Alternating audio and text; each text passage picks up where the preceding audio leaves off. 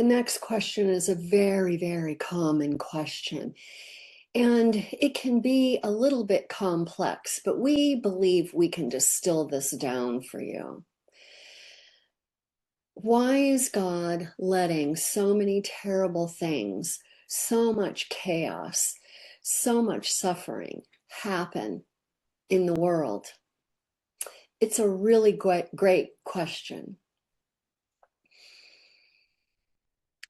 When God created man in his image, he gave all of you the freedom of choice. He gave you free will. You can be who you want to be. You can do what you want to do, and you can make all your own choices for your life. There is no interference. If you make a choice that isn't in your best interest or isn't in alignment with your greatest good, God allows that. Heaven allows that because you've been given free will. That's the first aspect of this. Because everyone on the planet has free will. Countries can enact laws that are harmful to their people.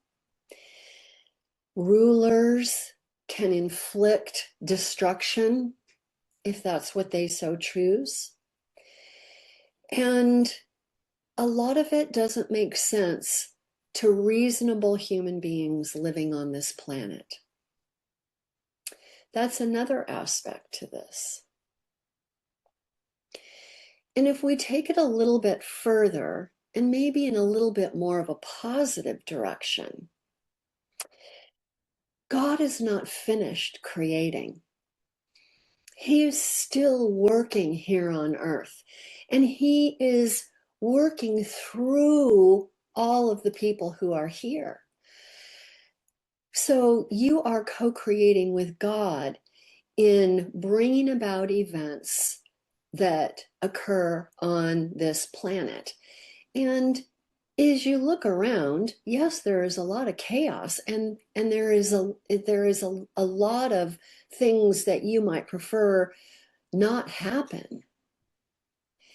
But there's also a lot of things that you would call good. There is the easing of suffering, the feeding of hungry people, the support of those who have been oppressed. There are so many good things. Neighbors helping each other, friends supporting each other. It isn't just the big things that count, the grand efforts, the large scale endeavors. Every single time you show kindness, share love, even just a smile, you are making a difference on earth. You are making a difference in the lives of the people around you. You are broadcasting an energy of love and happiness and joy. And that energy transmutes to the universe and brings about many good things. So we would also say to you, there are times when God wants to create something new. And in order to do that, he has to take some things apart. And that happens, you'll see that and you'll wonder, what is happening here? But it also happens in your own life. Life can go along and it's smooth and it's wonderful and everything seems to be going your way. And then all of a sudden there's a little bit of a shift. That shift maybe causes chaos personal to you.